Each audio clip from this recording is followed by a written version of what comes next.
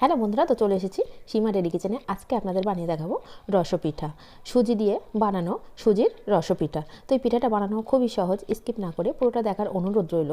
আর এটা খেতে কিন্তু অসম্ভব মজাদার, তো স্কিপ না করে পুরোটাই দেখতে থাকুন। বাড়িতে থাকা কিছু উপকরণ দিয়েই বানিয়ে নেওয়া যাবে মিষ্টি খেতে ইচ্ছা হলে। তো এটা বানানোর জন্য প্রথমে নিয়েছি 1 প্যাকেট দুধ, এটা 250 গ্রাম। তো এটাকে হালকাভাবে গরম হতে দেব। এর মধ্যে দিয়ে দিলাম সামান্য পরিমাণে লবণ। যারা লবণ খেতে পছন্দ করে না মিষ্টির মধ্যে, তারা স্কিপ করে যেতে পারেন। দিয়ে দিলাম এলাচ গুঁড়ো। এখানে আমি 50 গ্রাম চিনি নিয়েছি।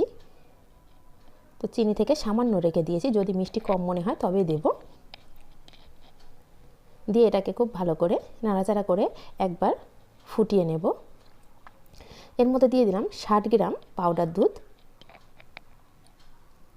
দিয়ে আবারও খুব ভালো করে মিশিয়ে নেব।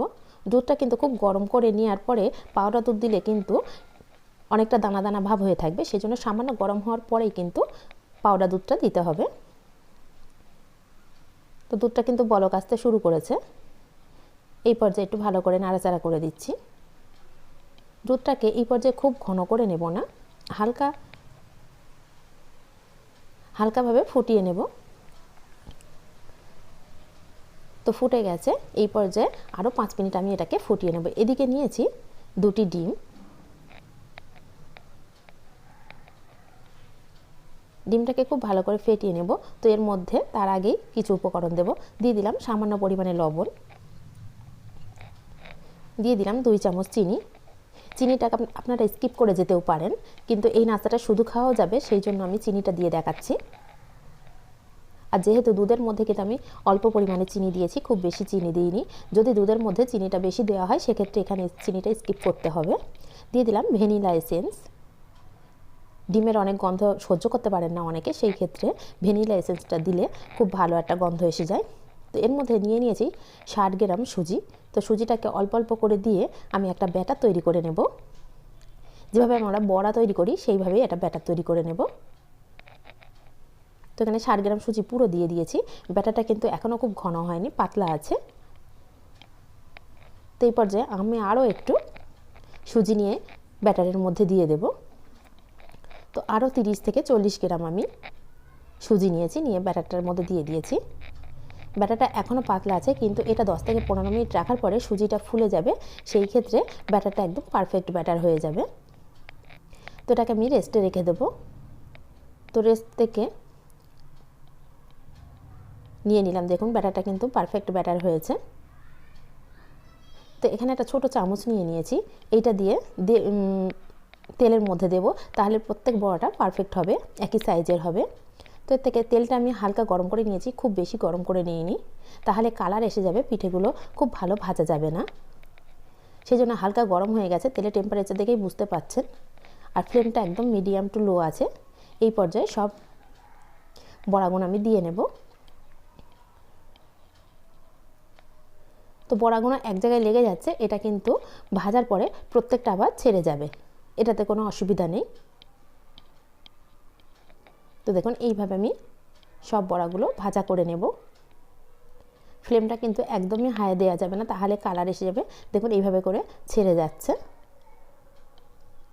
একটা কাঁটা চামচ দিয়ে নিলে একদম ছাড়িয়ে যাচ্ছে, দেখুন। তো এইভাবে করে সব বড়াগুলো আমি তুলে নেব, খুব বেশি কালার করব না।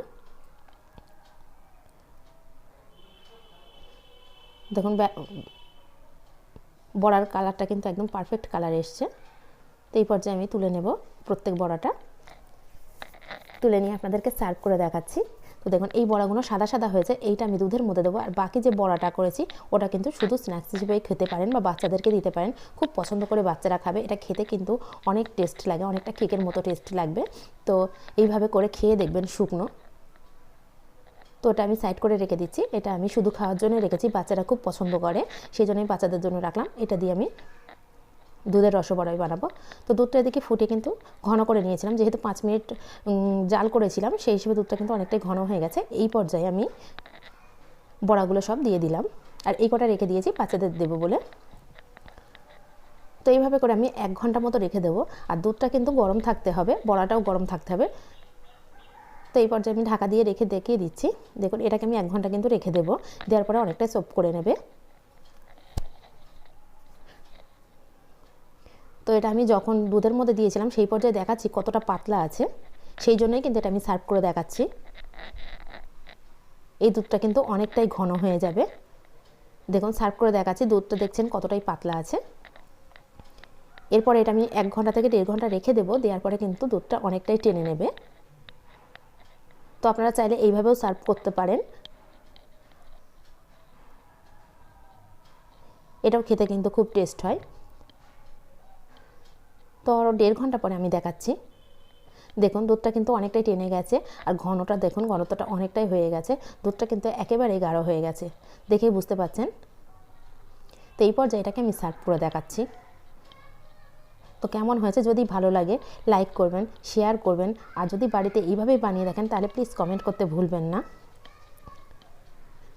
যদি নিত্য নতুন রেসিপি পেতে চান তাহলে প্লিজ চ্যানেলটিকে সাবস্ক্রাইব করবেন। আশা করি রেসিপিটা আপনাদের খুব ভালো লাগবে, আর ঘরে থাকা কয়েকটি উপকরণ দিয়েই বানিয়ে নিয়ে বাচ্চাদেরকে দিতে পারবেন, বা নিজেদের মিষ্টি খেতে ইচ্ছা হলেও নিজেরা বাড়িতে বানিয়ে নিতে পারবেন। খুব কম সময়ে, কম উপকরণে হয়ে যায়। তো সুস্থ থাকুন, ভালো থাকুন। আজ এই পর্যন্ত, আবার আসবো অন্য কোনো রেসিপি নিয়ে। ধন্যবাদ।